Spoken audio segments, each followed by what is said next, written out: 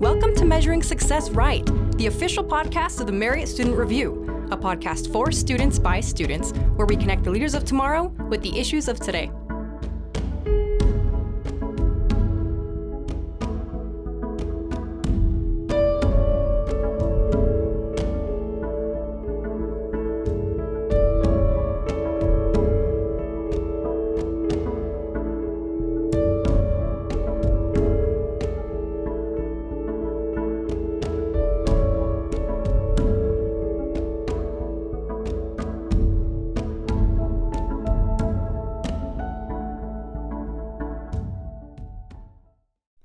Hello, everyone, and welcome to today's episode of Measuring Success Right. I'm your host, Luke Jorgensen, and today our guest on the show is Walker McConkie.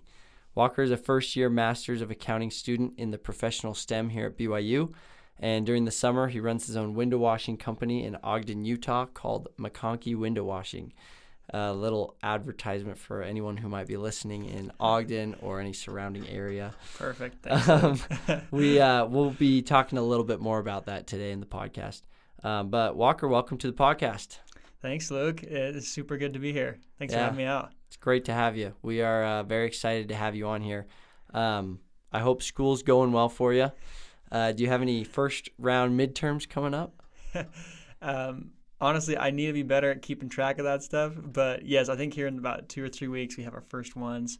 But yeah, it's really more chill after the junior core, like junior year of accounting program is infamous for being tough. So it's a lot easier than that, I think. Yeah, I never really understood why they had first round midterms on like the second week of school or third week of school. Yeah. Midterms seem like they should be in the middle, but that's how they do it at BYU here, I guess. So what got you going down the accounting route in the first place? Yeah, good question. It's kind of been a long road, actually. Even when I was just after my senior year in high school, I remember talking to one of my uncles who studied accounting here at BYU and has had a phenomenal, pretty exciting career. And he told me just like probably a week and a half before I left on my mission, he's like, hey, you should honestly think about accounting. And he kind of planted the seed even before my mission. And I went on my mission and met a lot of people and thought, accounting's not for me. Like, I'll do something more exciting than that. And then I came home. But then my first semester, I took the first accounting class and started out a little bit rough, post-mission, trying to get back into life. And yeah, it was a little tough, but pulled through, did well. And then my next accounting class, I took Accounting 310 here at BYU, and it was the COVID semester, right when COVID started. So we actually didn't have a final in that class.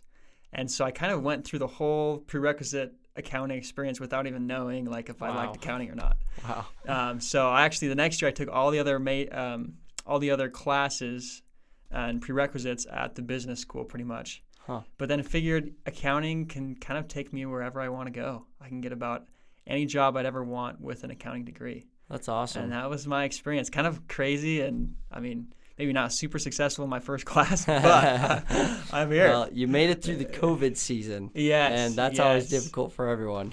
Yeah, it was good. Yeah, there's a bright future for accounting. What are kind of like your plans post-graduation with this accounting degree? Yeah, that's still pretty open-ended. I have not really locked anything down. I like you mentioned, Luke, I'm in the professional STEM, which usually it's pretty much any accounting job other than tax. And so I will take some classes emphasizing in like management consulting and quite a few in audit. And I have an internship with Deloitte this January, which is an accounting firm that has an office in Salt Lake. So I'll do that, experience like 3 months of that, see how I like it, and go from there. That's awesome. But I think I'll do accounting for a few years. That's cool. Well, Deloitte's a very reputable firm. Yeah. I've heard some great things about it, and best of luck to you for the rest of your schooling and into your career wherever that propels you. Appreciate it. But let's get into a little bit about your window washing company and what motivated you to kind of get that all started. So tell us a little bit about your company. Yeah, no, it's been a great experience. I started cleaning windows when I was pretty young, and just right before my sophomore year in high school. And actually, all started with my mom. This is kind of a funny story. My mom has a sister, so my aunt was living in Boston at the time, and my mom was just chatting up with her one day and was like, "Hey, my boys are trying to think of some work to do." And my aunt was like, "Hey, I'd pay somebody pretty big bucks. I mean, for me, when I was in high school, pretty big bucks to wash some windows." And so my mom was like, "Well, that's genius. Like, it's super cheap to get into. It just takes a couple $100 to buy the equipment for the first time, buy a ladder or two, and everybody needs it, and nobody wants to do it, right?" So my mom kind of had us start doing that, and I mean, it was her idea, but then I kind of liked that idea better than doing janitorial work with my older brother. Yeah, a little bit better than minimum wage. Way I can better. imagine. Yes, yeah, totally way better. And so started working, just like knocking doors, and then people in our ward were gracious enough to have a couple of kids over that didn't really know what they were doing. And so we kind of I think we did like 10 jobs that first summer, and then probably double that the next, and then double that the next, or even triple. So by the end of like my senior year, we were doing a decent amount of homes. I mean, I'd say like 50 or 60, like one a day over the summer. Yeah. So how difficult was it to just do those 10 homes that first year? Was it very difficult to get things started? I thought it was. Because there's nothing like being a 15, 16-year-old kid and you're trying to go sell somebody a service that requires that you like hop on a ladder and like get up high. And there's kind of some trust in there. I mean, there really is some trust in there. And even having like me come in their home and clean their windows. If they're going to pay for it, they want a good job. And so I would say it was kind of tough to start. Yeah. But the one thing that kind of helped me break through, I think, and I still remember it pretty vividly to this day, is we didn't have any work. And my dad, who was like a high school teacher, not a business guy at all, like, but just phenomenal dad. He's like, "All right, son, we're going to go out and sell today. Like, you and I, we're going to spend a couple hours and go find some work." Wow. And so he went out with me, and he was like 45, had his career, but he went out and sold door to door with me. And I know it was super tough for him. He was so nervous and totally out of his comfort zone. But the guy did it, and we found some work. And from there, we didn't really have to look for a ton of work after that. Like, it just kind of flowed to us a little bit more. That's awesome. What a great dad, honestly, going out with your son to do door-to-door sales, which nobody enjoys. I'm surprised if anyone would say that they enjoyed it. Do you feel like the selling portion came naturally to you, or was it a struggle right up there at the first? Yeah, that's a good question, because I think for some people it definitely does. And I enjoy talking to people. And so that was a big bonus. Like, I wasn't afraid to talk to people, but I was afraid to ask them to pay me. Like, to ask them. I mean, and so even now, I'm not like the most hard sale guy, but I would say after about 15 or 20 conversations at the door, I worked into it. I could do it pretty naturally. Yeah. And so I didn't have all the greatest sales techniques for sure, but it was a pretty natural conversation, which helped out a ton. That's awesome. Yeah. So what are some of like the responsibilities that you have with the business? Let's see, where do I start? So I'm the owner of McConkie Window Washing. And so that requires that every year I make sure that like our license is up to date, like make sure that we are registered with the state as a company, and also make sure we have insurance that covers anything that might go wrong. I have to renew that every year. I usually just try and have those two things taken care of beginning of the year, every year. And then, it's a lot of scheduling. That's a big time-consuming thing. And actually, for anybody, I mean, I don't know if all y'all know Luke Jorgensen very well, but the guy has a fantastic window cleaning business as well. It's a little plug for. Stop it! We're interviewing you, Walker. I'll advertise it for Luke, and he's the owner of his as well in Logan, Utah. So if you're out there, hit him up. He's the best. Makes this interview nice for me. Nice and easy. That's right. That's right. But I mean, like, Luke, I mean, a lot of time goes into scheduling clients, whether it's repeat clients or going out and giving quotes to get new clients on board with the company. That takes time, and time like up front to get things scheduled, and then time during the day constantly to make sure we're on time, or if we're a little bit behind or ahead of schedule, we want to let our clients know so they're in the know of when we're going to show up. And then I still do quite a bit of work. Like, I'll go out and clean windows 10, 12 hours a day, usually in the summer. Wow. Because I enjoy it. That's for the time being. That seems like a large time commitment for you, and something that really requires a lot of organization to do well.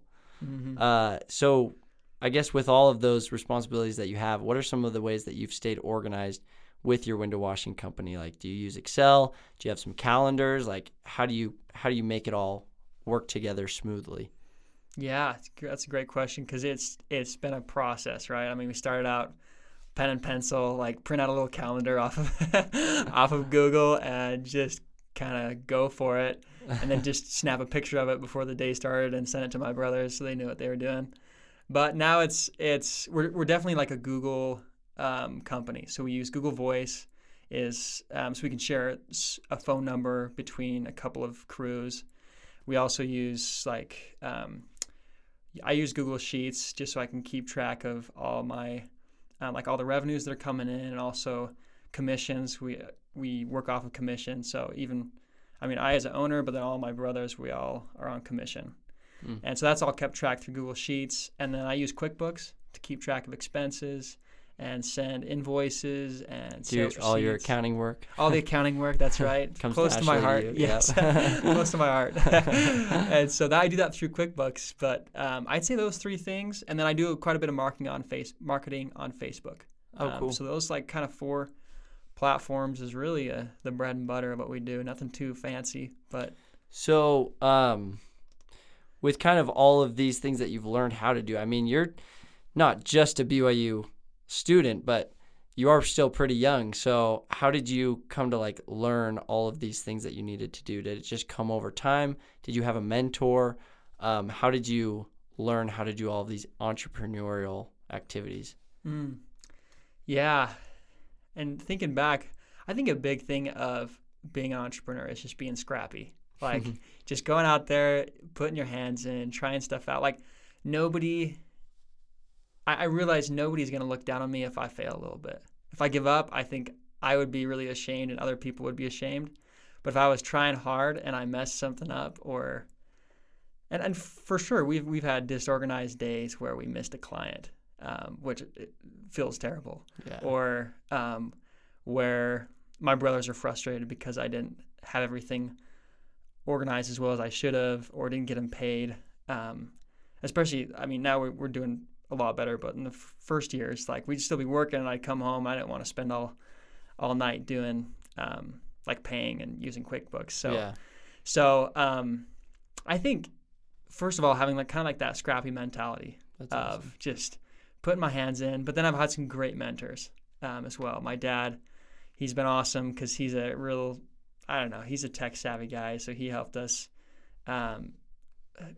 work with Google a lot. And I have an uncle as well who does a lot of work with Google through his company and his profession.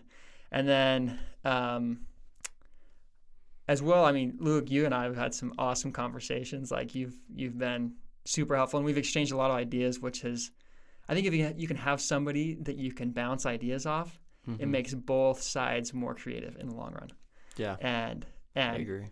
Because you've already solved a lot of problems that I'm coming up against before I get there. And hopefully I've been able to reciprocate that. Yeah, it's been great having conversations with you. I really like the scrappy mentality and the just go figure it out, work hard. There's so many resources available, especially in the BYU Marriott just building. I think it's the Ballard Center. And there's so many resources, especially while we're still pretty young. usually you don't have to put as much capital up or anything. And if you do have that scrappy mentality, then it can really help you to just figure things out as you go. So I really like that answer. Yeah. I totally agree with you, Luke. Like, there's always somebody that knows what you're trying to figure out. And they're usually pretty close. Like, within 1 or 2 contacts away, there's somebody that's really good at the thing that I'm trying to figure out or I'm trying to learn. Yeah, that's awesome. So another question for you is, what's kind of like the purpose behind your window washing business?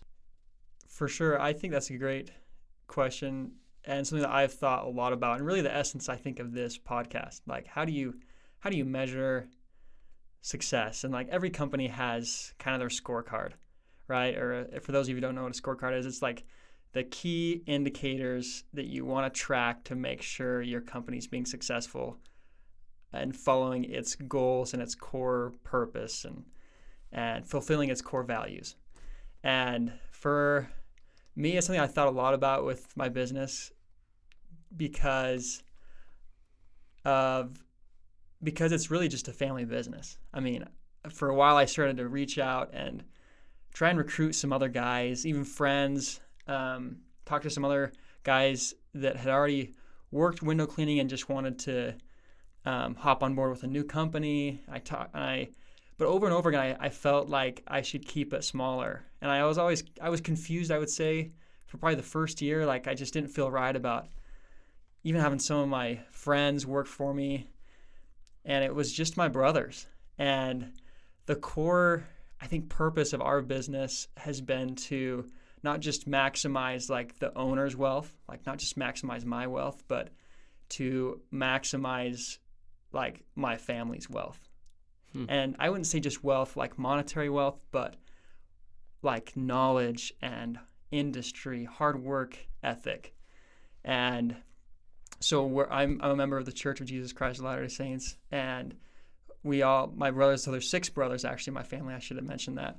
And all of us have plans to or have served missions for the church. And we all will attend college. And over the last couple of years, I've really realized that I was kind of given this opportunity as a chance to help my family fulfill a mission, serve a mission, and not just like have the money to go out and live 2 years without working, but to be able to have the skills and the work ethic to go and serve a successful mission, be dedicated, to put in the hours to find success. And that's been a huge thing for me, actually, it's changed a lot of how I run the business. And because we really try to spread the earnings pretty generously to my siblings and even a couple cousins that have worked. And it's brought me a lot of fulfillment, more than just paying for my schooling or buying a house or a nicer car. Like, yeah, I was driving a beater for a while, probably, but it's living the college life. That's right, that's right. And it's been so fulfilling though to help my brothers, and all my brothers that have worked in the business have all paid for their missions now. I mean, every one of them has been able to pay for their own mission, and also they've all paid their own way through college, just about. And to see that and to see them go through a hard day and still have a good attitude and have grit, that's the most fulfilling thing I'd say. Yeah, I love that answer, honestly, just because I hadn't really thought of that specifically too much before, of how much experience and knowledge that you can gain through doing something like you're doing. And especially if you're doing it kind of with your family. I mean, you can learn a lot through school, but it's a different type of experience when you're actually just going out into the world and figuring things out and being scrappy. Mm-hmm. And I think both types of education are important, but it's really cool what you're doing with your family of, you guys go to school, but then you guys figure things out together, and you gain a lot of experience, you gain a lot of knowledge and a lot of grit, aside from just the money that you earn. So I think that's really awesome. Yeah, it's true. And even, Luke, if I could bounce the question back on you, because you've had a lot of similar experiences I have. Like, what do you think you've learned? Because you and your brother work do a majority of the work at the business together. Mm-hmm. You're into Washington business. What do you think you two have learned together that's helped you? Well, I think it's a similar thing. I think definitely we work very hard because we're motivated by the money. But I can see, at least me and my brothers that have done it, we've learned how to be organized. We've learned how to be self-motivated, which is pretty important nowadays in this world. Totally. We've learned how to really work hard and work smart for things that we know that we can accomplish. I think we've become a little bit more self-motivated in general. And I've also just become a lot closer. I think, I hope you can say the same. You just grow stronger relationships when you go through something hard with someone else. Yeah, that is so true. There's a lot of great benefits for something like this. But kind of a question that goes along with that is there's a lot of people that probably aren't thinking about doing any sort of entrepreneurship, startup businesses or anything like that. But there also are probably a lot of people listening to this podcast who might have ideas of, maybe I want to start this startup up, or maybe I should just go for it and try this business out. What sort of advice would you have for someone who's thinking about starting up their own business? I would say, and I'll even think about this for a second because that's a good question. And I think there's a few different answers, but I'll start with this, that it doesn't just take one type of personality to be an entrepreneur.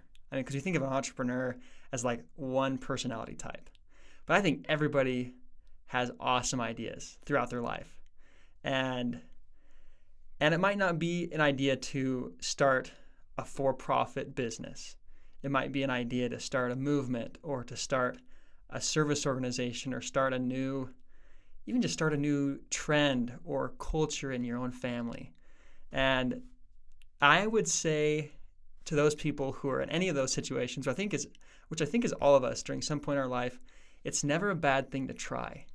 It's never going to work out worse in the long run if you try and go for it with like a sincere heart of, I want to like experiment with this idea that I have, or I want to make the world a better place or provide a solution to somebody's problem. I don't think it's ever going to turn out bad in the long run if you try and go for it. And definitely, like, to be successful, you have to maneuver a little bit and try one way and switch directions and try something else. But you will learn some fantastic things along the way, even if it doesn't turn out to be this glamorous success that maybe you imagined. Or even if really like your goal of going for it doesn't really come true, you'll be better for it. So I would say give it a try. Wow. Walker, you are full of knowledge. I wish we could talk to you for another 2 hours because I think we could learn a lot from you. Oh, I'm ready to switch all these questions to you though. No. These have been amazing. Honestly, like even me, like I've learned a lot of things just talking to you right now, and I'm sure the listeners are learning a lot of things as well. We are wrapping things up with one last question, and that is the question that we normally ask people at the end of these podcasts, which is, in your life, it could be business related or just life in general, how have you measured success for your life? Yeah. I've given this one a lot of thought because that's like the title of the podcast, right? So yeah. I've been thinking about it, and I've kind of come up with two things, I think, that I measure success by in my life, I think. First one is, like, have I made the world a better place for somebody? Even if it's just for the one, or even if it's just inside my own family. And but have I made things a little bit better because I have gone for it, because I've tried, or because of the work that I've put in?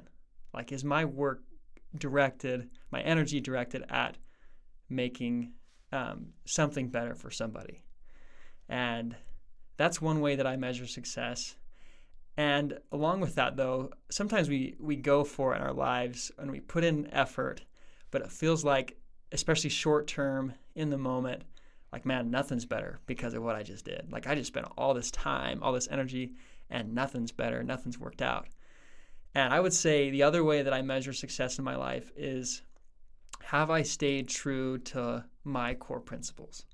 And that's very different. I mean, core principles are different for everybody. I don't know if there's like one answer that applies to everybody, because we're so different. We have different gifts and abilities. But whether it's from a religious standpoint or from humanitarian, service-oriented standpoint, or wherever you come from, I think success can be found if we've stuck true to our core principles and values. Like, am I a good person? And have I shown kindness? Have I come through for a brother or a friend or a sister or a parent when they needed me most? Have I done those things? If I have, and even if I haven't had success in the worldly aspect, or things haven't worked out how I thought, if I've stayed true to those principles, I'm doing all right. Like, I can hang in there and successful. Wow. Thank you, Walker. Those were some incredible thoughts that you just shared with us today. I'm very glad that we had you on the podcast. And thank you to everyone else who listened to this episode. Go check out our other episode from previous weeks, and we'll see y'all next time.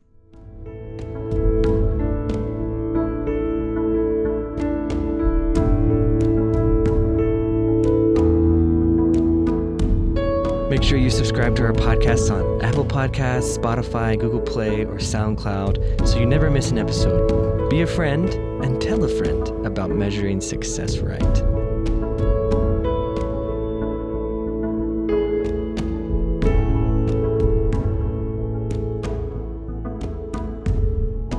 This podcast is a project of the Marriott Student Review at Brigham Young University. You can find us on Instagram, Twitter, and Facebook at Marriott Student Review, or online at marriottstudentreview.org.